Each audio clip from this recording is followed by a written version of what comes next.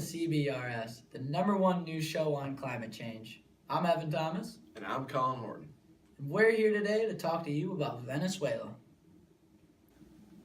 Venezuela was first colonized by Spain in 1522. It originally had a plantation culture that was primarily dominated in coffee and cocoa. The independence of Venezuela in 18th to the 19th century led to an economic downturn. Later, the first oil drilling in 1917 and the oil boom in the 1920s ended the coffee era, and this transformed Venezuela from a relatively poor society into Latin America's wealthiest state. Venezuela relies on oil revenues for more than 95% of its foreign income. Because of the decreasing oil price, Venezuela has been struggling as an economy. Currently, the inflation rate in Venezuela is 68.5%, which is the highest in the world. Wow, 68.5% inflation? That is a big problem. One of the earliest problems Venezuela faced was during the Industrial Revolution, was deforestation. Okay. Around the time of the Industrial Revolution, Venezuela was concentrated heavily in agriculture for the coffee and cocoa. This is what resulted in the significant amount of land and deforestation that needed to be deforested. This amount of deforestation continued until the time oil was discovered, which altered their economy, creating significantly more exports for oil than cattle ranching and logging did. In 2000, 38% of Venezuela's carbon emissions were due to deforestation, compared to 45% in energy. The change in the biomass in forests and regeneration of vegetation has actually led to absorption of CO2 rather than emissions, which is a positive.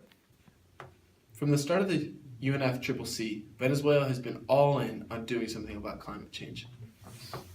In 1992, they signed the UNFCCC and then ratified it in 1994. In 2004, they agreed to ratify the Kyoto Protocol. In 2010, they chose to ratify the Cancun Agreement. In 2013, Claudia Salerno, which is Venezuela's UN negotiator, was offended by a lot of the developed countries that were not considering reducing emissions or paying for the effects that their emissions were having on other countries. In 2014, they decided to host a pre-COP, which really showed how much they're willing to do to have an effect on global warming. Venezuela, in all, has invested $500 million in wind farms and distributed 155 million energy-saving light bulbs. Venezuela is vocal against any increase in carbon emissions. They want all countries, and especially the developed countries who produce the most carbon emissions, to cut emissions. Even though they're one of the leading producers in oil in the world, they have formed a plan to decrease their usage in carbon emissions. They have formed a tree mission that is aimed at reforestation and have started to promote efficient light bulbs as a part of a plan to promote energy-efficient initiatives. They have also begun to use oil more rationally in the last decade and use the revenue from the oil sales from social programs and more environmental initiatives. Venezuela has been involved in the fight against climate change in several different ways. One way is carbon capture and storage, which they are completely against, and they've been very vocal about this. Hasn't been enough research, and they don't know if it will harm any of their citizens. Venezuela informed the UNFCCC that they did not support the proposal. They did not think it was worth the investment of all that money if results were not guaranteed. They actually even hosted their own social pre-COP. It brought together government ministries from 47 countries to prepare the UN Conference of Parties, taking part in Lima, Peru. This gathering is also one event that takes place before the 2015 Paris Conference, where all countries will be asked to make binding agreements regarding the climate change. This really shows their commitment to working with the rest of the world on affecting climate change. Venezuela has also been very vocal about speaking out against the leading carbon emitters in the world. Venezuelan Prime Minister spoke out against those leaders, saying it was the Industrial Revolution that caused this big problem everyone has, so why shouldn't they have to pay for it? This goes hand in hand with the common but differentiated responsibilities and respective capacities framework. This framework, within the UN negotiations, purpose was to recognize respective countries' historical responsibility, like the U.S., for instance, based on the past contributions to greenhouse emissions that their revolutions were responsible for. Although he believes all countries, including his own country, Venezuela, should cut their emissions, he imagines that Annex 1 countries should make the most action. During COP 21, Venezuela actually joined the High Ambition Coalition. This alliance is made up of rich and developing countries. They want to push for an ambitious, durable, and legally binding deal with a strong review of each country's climate policy every 5 years. A great thing the Venezuelan government is doing is hosting many government programs that are going to help reforest, provide alternative energies, and they have the great light bulb thing we were talking about earlier. Right. One specific thing is the tree mission initiated by the government in 2006. It protects a total amount of 58 million hectares of forest and carried out a mass program of reforestation. This led to Venezuela's history of decreasing forestation, resulting in an absorption of CO2 instead of emissions of CO2. Another thing is the light bulbs. They've replaced 155 million inefficient light bulbs with newly developed eco-friendly ones. Also, 70% of Venezuela's energy is hydroelectric. The government also plans to invest $500 million per year into these types of alternative energies. Today we have a special guest, Elena Shu. She's a representative from Venezuela. Thanks for having me today. Elena, there's a lot of negative consequences of climate change. What are some specific vulnerabilities Venezuela faces? Okay, so I'm going to share with you today 5 vulnerabilities for Venezuela. The first one is less phytoplankton. So basically, there's a temperature changing, and then it will reduce the phytoplankton food resource in Caribbean, and then it will affect Venezuela fishermen, and also it will result in the rise in price, so some citizens can't afford the fish products.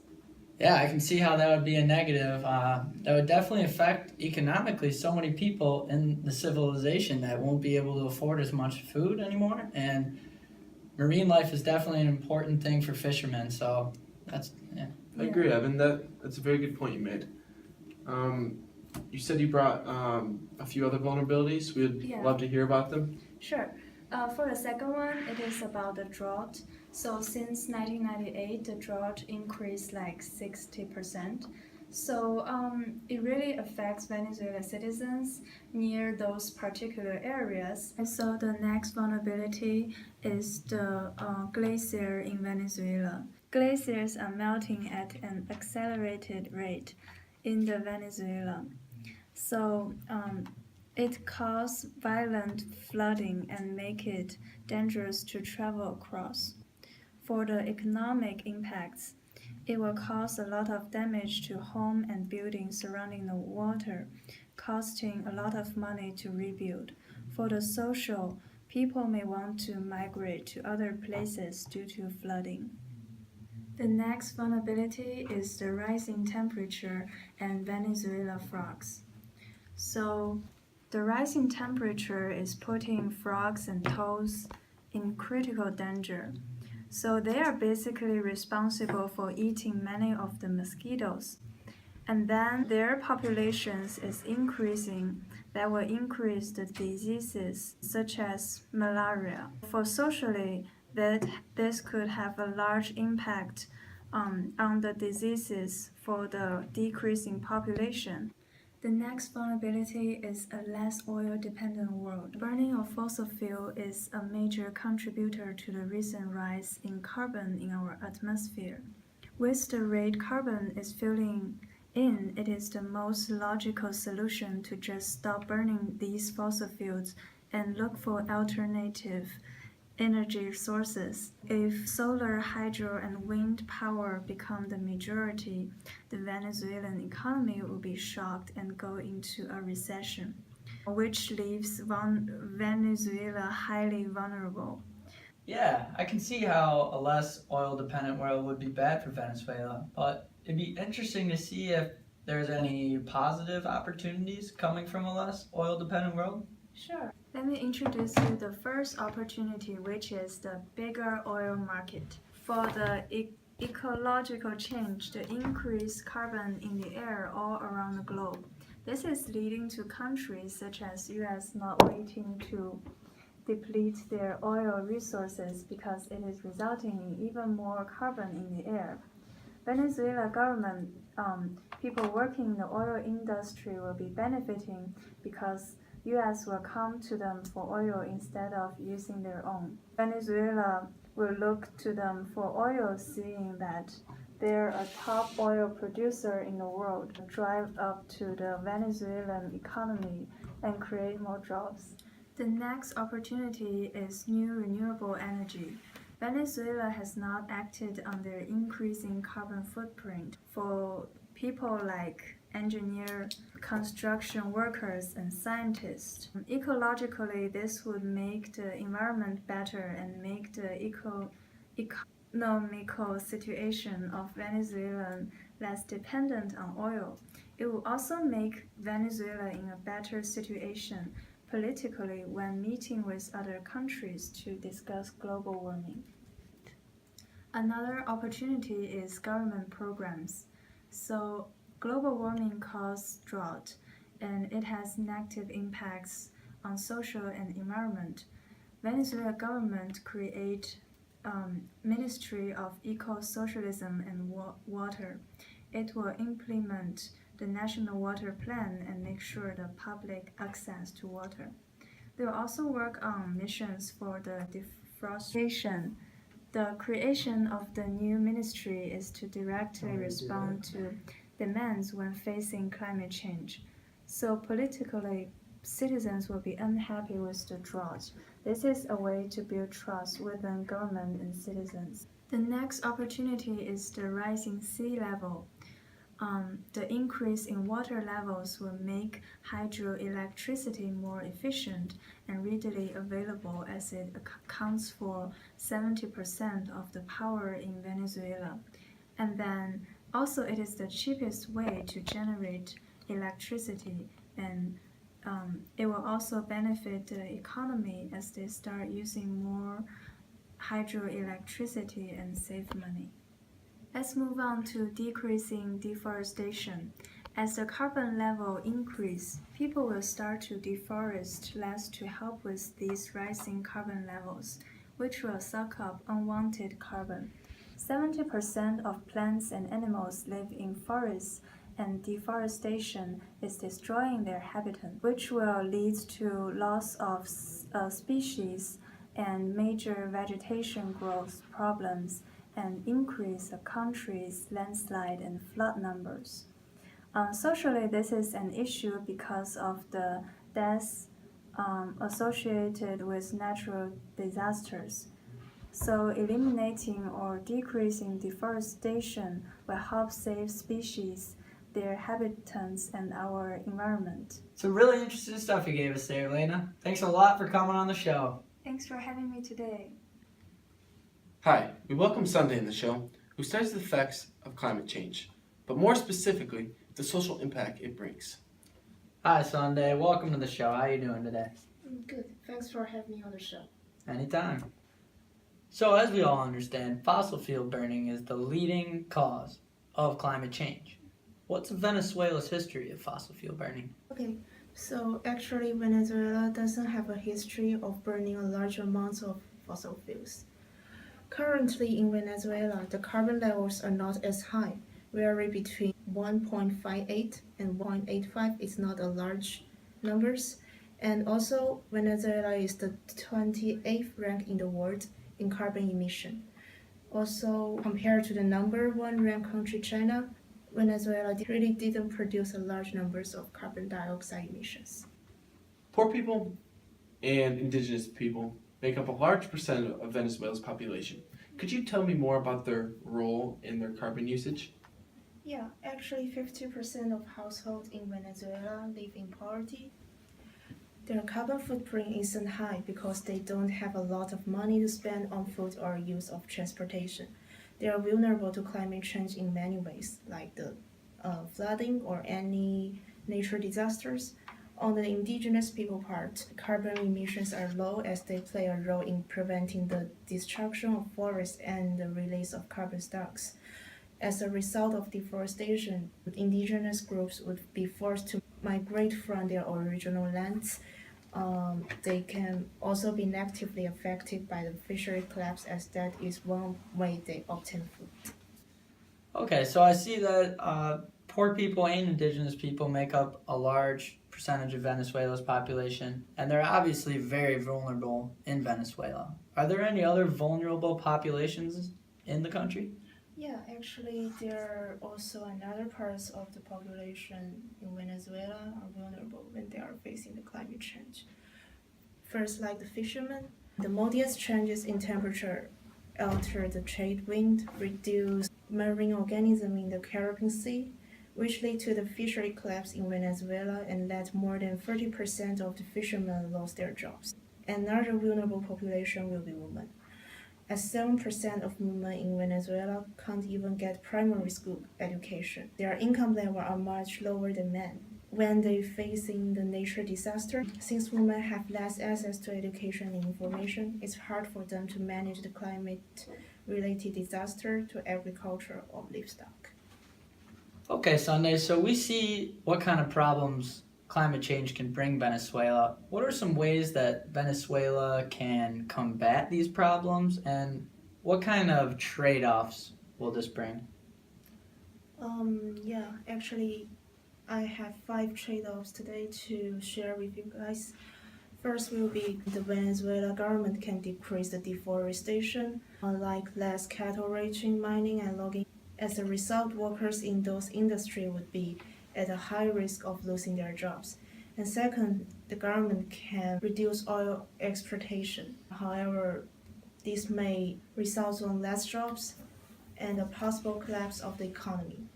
Third, Venezuela could reduce the amount of forest fires, but this would need to make the trade-off of spending more money to hire people to regulate and monitor forest fires. Next, Venezuela can have to deal with the trade-off of less electricity for air conditioner, lights, and technology. And last, government can have to make a trade-off and spend more of their money on finding an additional source of energy and making it efficient. Will also be difficult to find another source of energy. Hi, welcome back once again to CBRS News, and thanks for sticking with us.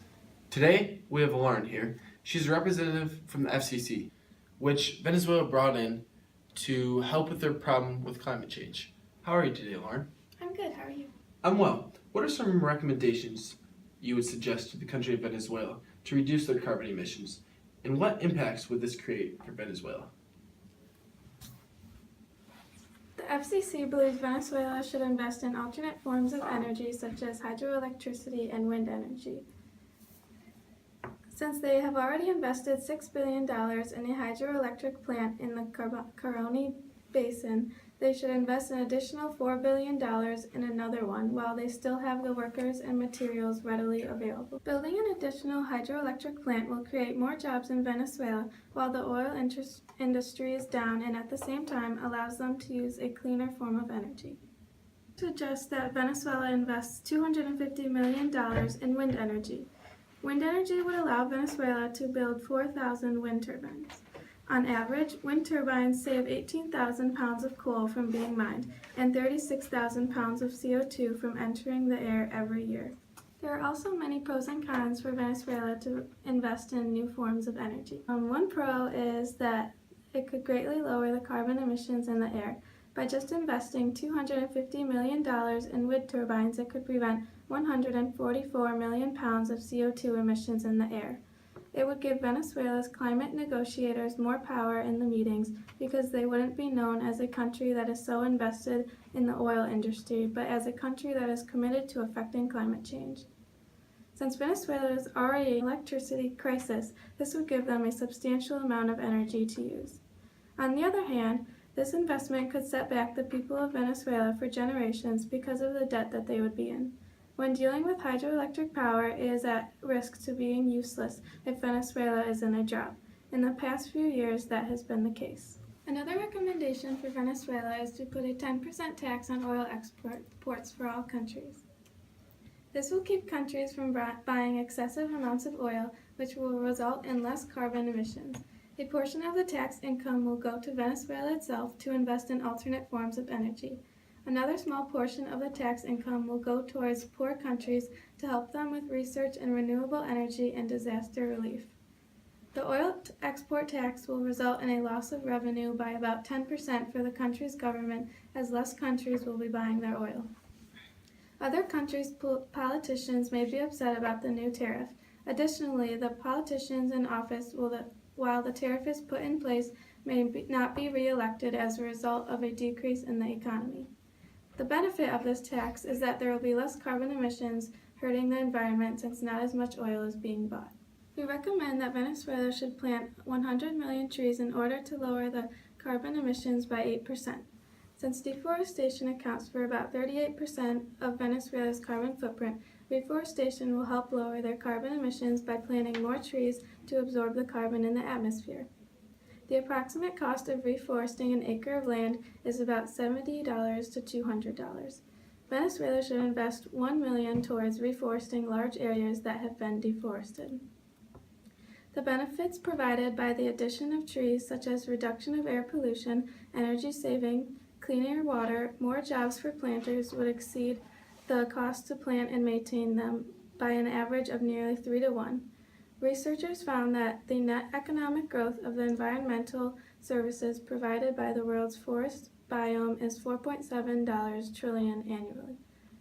On the other hand, planting and maintaining trees requires money investment in human resources, as it costs about $70 per acre. Reforesting areas will decrease carbon emissions in Venezuela's lower atmosphere, although a trade-off of reforestation would be less area for cattle ranching, which is the primary reason for deforestation. All right, very interesting recommendations. I feel like they could be very beneficial to combating climate change for Venezuela and even the whole world. I really agree, Evan. So how would these recommendations affect the vulnerable populations of Venezuela? Fishermen, women, poor people, and indigenous people will be positively and negatively affected by these recommendations. For fishermen, the modest change of temperature reduces phytoplankton food sources in the Caribbean, resulting in 30% of fishermen to lose their jobs. Since building a hydroelectric plant can create lots of job opportunities, people living besides the coast can get a better job instead of living on fishery. For women, since oil contains many chemicals that can have harmful effects on pregnant women if they come in contact with the oil, using a different form of energy will reduce the risk of oil rig disasters. Additionally, the government-operated social missions, which is a set of programs that use oil revenues to support women by economic needs. Putting a 10% tax on oil export will lessen the revenue, cutting the social welfare of women, including education and healthcare. For poor people, building hydroelectric plant provides opportunities for poor people to get better jobs. Venezuela is a net importer of food. It is estimated that 50% of households still live in poverty. The export tax will decrease oil consuming from other countries, and the poverty rate will be even higher. This leads to issues for poor people, including food shortage and security. For indigenous people, since they had to migrate from their original land due to deforestation, and it also disrupted their daily lifestyle, now that reforestation will occur, it will have a positive impact on indigenous people living in the southern part of Venezuela. Reforestation also provides indigenous people with more crops and cleaner water. Interesting points you have, Lauren. Venezuela seems that it is in great hands having you on this project. Thank you for having me. Anytime. All right, well, that about wraps it up for us tonight. Thanks a lot for joining us tonight, and we'll see you next week. Have a good one.